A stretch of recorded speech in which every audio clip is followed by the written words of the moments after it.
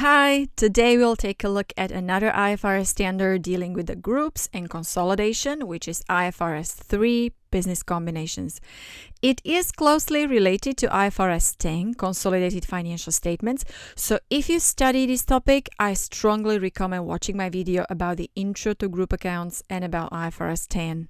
I am Sylvia of cpdbox.com, the learning platform teaching you to apply international financial reporting rules, helping you to pass your exams, answer your questions, and get your CPD. So please visit cpdbox.com. So I would say that IFRS 3 and IFRS 10 complement each other because both of them deal with the parent-subsidiary relationship. They just look at different aspects of it. So what's IFRS 3 about? The objective of IFRS 3 is to improve the quality of the information that the reporting entity gives in its financial statements about business combination and its effects. So more specifically, IFRS 3 sets principles and requirements for how an investor or a parent or an acquirer should recognize and measure the assets acquired, the liabilities assumed, and any non-controlling interest in the subsidiary, and then how the investor should recognize and measure the goodwill acquired in the business combination or a gain from a bargain purchase, and we will explain that a little bit later. And also how to determine what information to show about the business combination. So IFRS 3 is not about consolidation procedure. It does not tell you how to prepare consolidated financial statements. So if you need to know that, look at IFRS 10 consolidated financial statements. Now, before you start account for a business combination or for a group, assets and liabilities that the investor acquires need to constitute a business. Because in a different case, it's not a business combination and an investor needs to account for the transaction in line with other IFRS. What's the problem here? Well, sometimes investor acquires only a part of some company, for example, just a production plant or a factory. So is that an asset or is it a business that you acquire? When you acquire another company, that's not a problem to determine. But in some cases, when not whole company is acquired, we really need to assess whether we acquire business or not. And IFRS 3 gives you the guidance, and it says that the business can be acquired in many different ways, and it needs to contain 3 basic elements, which are inputs. And these are sort of economic resources that create or can create outputs when one or more processes are applied to it. For example, non-current assets, inventories, or cash. These are all inputs. Then the element number 2 are processes, so some systems, standard, protocols, rules. And these are all the things that you apply to inputs, and in the combination, these create outputs. So some management processes, workforce, production processes are the example of this element number 2. And finally, the outputs. And outputs are results of inputs and processes combined, all right? So these could be, for example, some returns in the form of dividends, lower costs, or other economic benefits. So if all 3 elements are here present, then an investor acquired a business and needs to apply IFRS 3 for business combinations. Otherwise, investor might acquire just assets and apply own processes. And in this case, investor does not account in line with IFRS 3, but in line with some other standard applicable for the acquired assets, like IAS 16, for example. Now, it was quite challenging in some cases to determine whether the investor acquired a business or just assets and liabilities. So IFRS 3 was later amended and the guidance was added. For example, IFRS 3 introduced so-called concentration test. And this is the simplified assessment of business or assets dilemma. And it basically asks you to assess whether substantially all of the fair value of acquired assets relates to one asset or a group of similar assets. If the test is met, then you acquired assets, not a business, and vice versa. This test is optional though. You do not have to apply it. It is here to help you when you need it. And as I have said already, in most cases, the acquisition is clear and straightforward. Now, how to account for a business combination under IFRS 3? You should apply the acquisition method that involves 4 steps. Step number 1, identify the acquirer or the buyer. I know it looks straightforward, and in many cases it is, but sometimes it's not so clear. For example, you can deal with some merger or when 2 companies merge together. And in this case, you need to identify who acquires who. And in most cases, it will be the larger company. Or reverse acquisitions may make confusion too. It's when smaller company buys bigger company. Step number 2, determine the acquisition date. And it's the date on which the parent acquires control over subsidiary and starts applying acquisition method. In most cases, it's the closing date, but it can be earlier or later. Step number 3, recognize and measure the identifiable assets acquired, the liabilities assumed, and any non-controlling interest in the acquiree. And step number 4, recognize and measure goodwill or a gain from a bargain purchase. And we'll spend a little more time on steps number 3 and 4. So let's take a closer look at step number 3.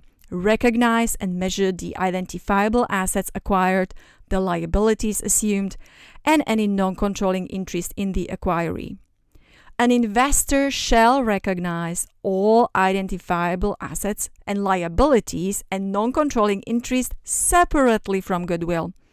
And the important thing here is to recognize it at fair values determined at the acquisition date. Subsidiary can apply different measurement method, for example, cost less depreciation, and as a result, often fair value adjustments are necessary at consolidation. Sometimes subsidiary also can have some unrecognized assets or liabilities, and these need to be recognized too. What about non-controlling interest? So that's the equity in a subsidiary that is not attributable to a parent. So it's a part of a subsidiary that belongs to someone else, right? Just as an example, if a parent owns 100% share in a subsidiary, then non-controlling interest is 0 because full subsidiary's equity is owned by the parent. But if parent owns less than 100% share, let's say 80%, then non-controlling interest is 20%. A few years ago, that was called minority interest. And there are 2 options or methods permitted by IFRS 3 to deal with non-controlling interest. Method number 1, you can measure non-controlling interest at the proportionate share of non-controlling interest on the fair value of the subsidiary's net assets. Or method number 2, we can measure it at its full or fair value, usually based on market value of the shares held by the non-controlling interest. That's more usual for publicly traded entities.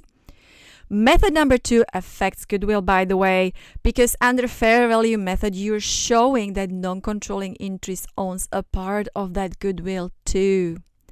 So if you'd like to revise the short illustrative example with numbers, please refer to IFRS 3 article on cpdbox.com or subscribe to our courses in which you'll find a lot of related calculations and explanations. Step number 4, recognize and measure goodwill or a gain from a bargain purchase. Goodwill is an asset representing future economic benefits arising from other assets acquired in a business combination that are not individually identified and separately recognized. So let's imagine a parent buys 100% shares in a subsidiary. Parent pays 100,000 currency units for these shares in cash, and at the date of purchase or acquisition, subsidiary's net assets or equity was 80,000 currency units.